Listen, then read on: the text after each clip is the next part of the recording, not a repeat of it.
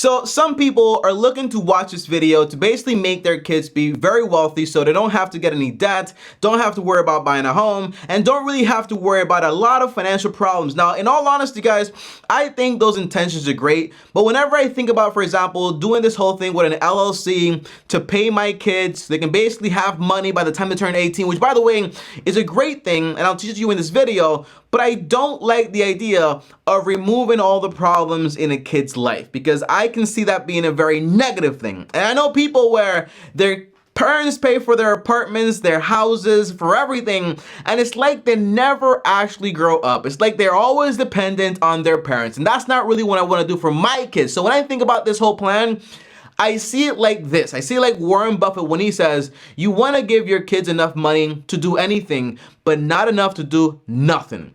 And there's also Dave Ramsey. You want to make sure you set your kids up for success, but you also want to make sure they're actually equipped and have great stewardship when it comes to money. Basically meaning, if you don't deserve this money, if you don't show that you're actually capable of handling it, you're not going to get it. It's that simple, okay? So it's kind of like, by the way, I'll teach you guys or tell you guys a story that I heard a very long time ago, and it's lovely.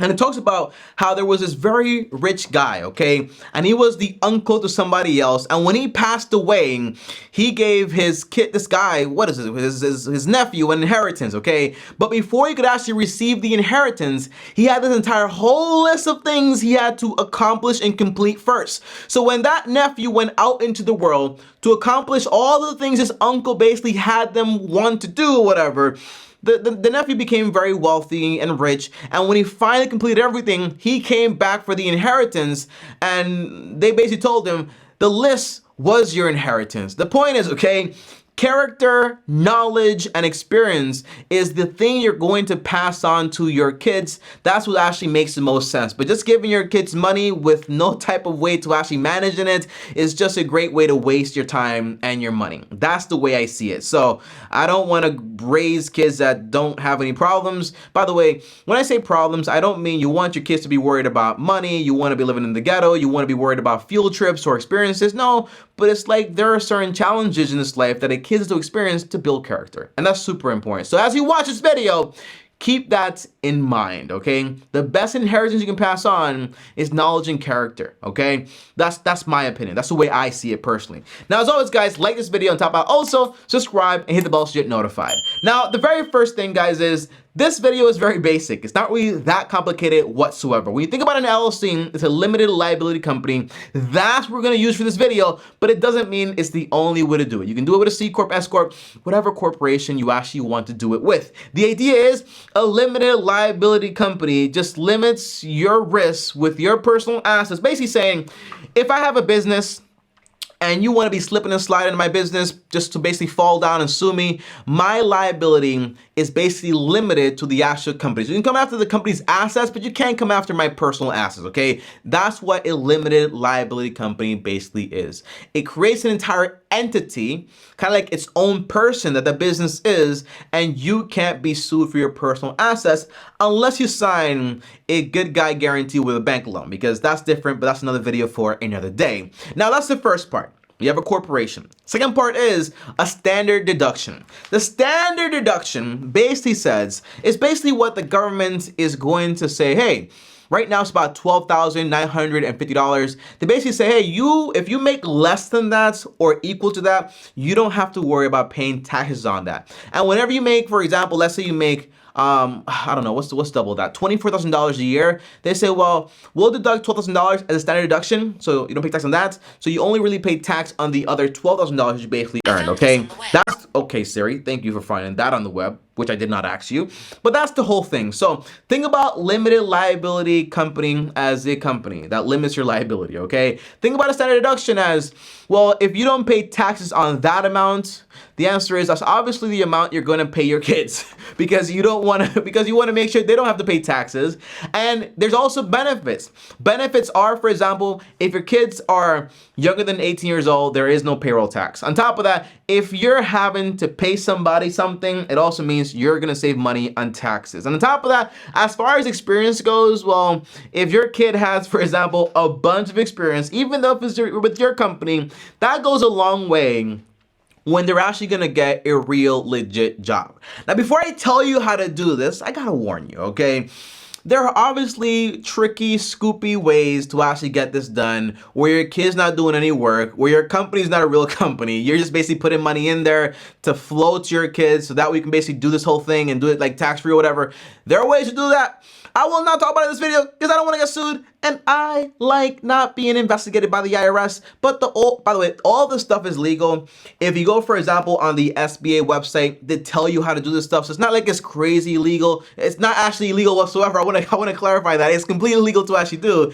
You're just having a company. You're basically just having a company, paying your kids to basically save money in taxes and so on. And by the way, how does this benefit society overall? Well, if your kid has a fund in there with money, guess what? That money in some way is going to have to be spent. If that's going to be an investment account, well, that money or that capital is being used to actually fund the economy. In some way, it always comes back to the country. All right, that's what I mean. So those are the benefits. Now, how do you do this in action? It's actually very simple, okay? Let's say you have a daughter and she's 12 years old and you want to hire her for your company. And you say, well, I'm going to pay you the standard deduction, which right now is around $12,950 every single year. It kind of goes up a little bit, okay? So basically saying, I'm going to pay you $12,950 and you start paying her like that divided by 12, which is a little bit over $1,000, and boom, she gets paid that money.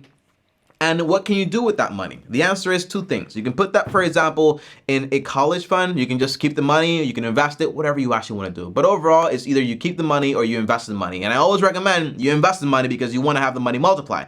That's the idea. So let's say once your kid is working, they can actually get, for example, a Roth IRA. They can qualify for a Roth IRA. A Roth IRA is an individual retirement account where you invest after-tax dollars. And what that basically means, the money grows tax-free 100%. You can take the money out after 5 years without worrying about any penalties, okay? That's the overall scoop in an IRA, or a Roth IRA overall. That's the benefit. Now, if you do a standard IRA, the answer is you can actually invest money pre-tax, but in this case, there is no tax. So what's the whole goal here, okay? So in this case, you're putting, for example, $6,000 into the Roth IRA, which, by the way, is the limit. And if you do that, for example, for 6 years, well, $6K for 6 years, 6 times 6 is 36.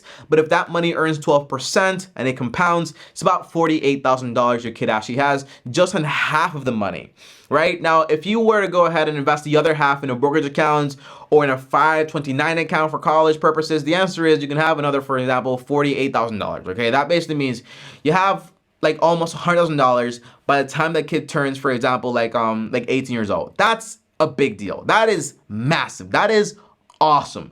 So imagine if you had, for example, a $100,000 start as a kid, life would be a lot more different. What I see this being is kind of like, hey, here's a start. You can go to college debt-free. You can basically maybe even put down a down payment for a home potentially. But the answer is, again, you really want to make sure you do this in good spirits, but you also be super responsible about handing somebody like an 18-year-old so much money. So there are certain things I will kind of do in the sense, you know, obviously the accounts are going to be custodial accounts, but then you can basically put it potentially in there's a lot of things you can do here to make sure like once they're of age, the money's still not theirs per se. There's little loopholes here and there. But the point is you really want to make sure, because, you know, it's your kid. You see perfect kids or whatever, but there are very bad people that were also kids once. So the idea is you really want to make sure your kid's responsible. So you hand this money to them. It is a blessing. It is not a curse for them to basically destroy themselves with. So that's the basic idea. You're doing the standard deduction. You're having a company. That company is paying your kids. So they're an employee. They can open up a retirement account. They can also have, for example, a 529 account. They can have a brokerage account. But the overall idea is make sure you invest the money. Now, here's one more piece of advice I'm going to give you guys. More than often, the next step once a kid turns 18 is probably going to be college or getting a degree or certificate. Something else is going to happen, right? There's going to be some spending going on in some way, some investing in knowledge. So the idea is just make sure as you approach that final year or those final 2 years, you start to potentially consider shifting that investment account from being just into stocks potentially to being, for example, into some bonds in there, because that way you can not worry that much about fluctuations. Now, if you ask me, Tommy, if you were to do this with your kids, which by the way, I don't have any kids yet, okay? Now, if I were to do this, for example, with my future kids, if God allows it, right? The idea would be I would probably just put the money just into the S&P 500. That is an index fund. That's also an ETF. An index fund is, for example, when you invest your money into the S&P 500, you're tracking the 500 largest companies in the US. So the only way you lose money is if the US goes down. If the US goes down, the whole economy goes down. At that point, nothing really matters, okay? So that's why even today as an adult, all I put my money in is just into the S&P 500. Now, why an index fund? Because they're also low cost in fees. They're very easy to manage. It's very simple. And on top of that, they're very low risk, okay? Because they're not trying to beat the market. They're just trying to track the market overall. An index fund is when a bunch of people get together, they put their money into a fund and they use that to buy investments. And in this case, they're using it to track a certain part of the market. It's that simple. Again, a lot of the problems in life when it comes to finance, they're pretty simple. If you watch this video and you're like, this sounds too easy to be true, the answer is it's because it is, okay? It doesn't have to be complicated. I don't have to use big words here.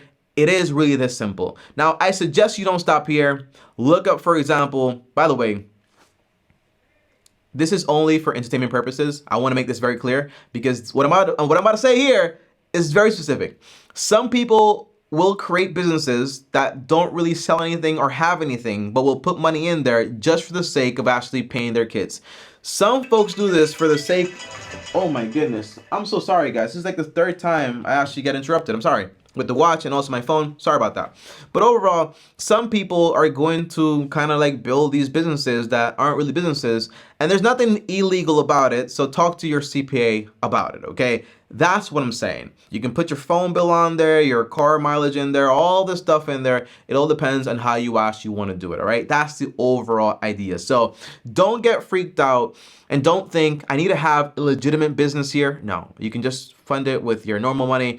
But again, this is only for entertainment purposes. Talk to a CPA and make sure you actually understand what you're actually doing, all right? So that's the whole thing. You don't need an official business. You don't need, for example, an official title for your kids. People know what's going on here, okay?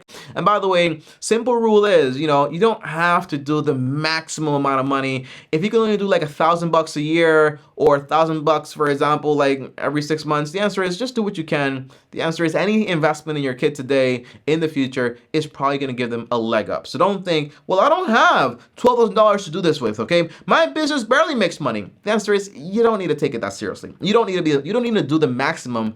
You just need to do something, all right? But as always, guys, that is it for this video. Thanks for watching. And comment down below, kid, so I know you made it all the way to the end of this video. On top of that, up here is another video. Over here's my face, go subscribe. And as always, long-term team officially out. That's it. Thanks for watching. Peace out.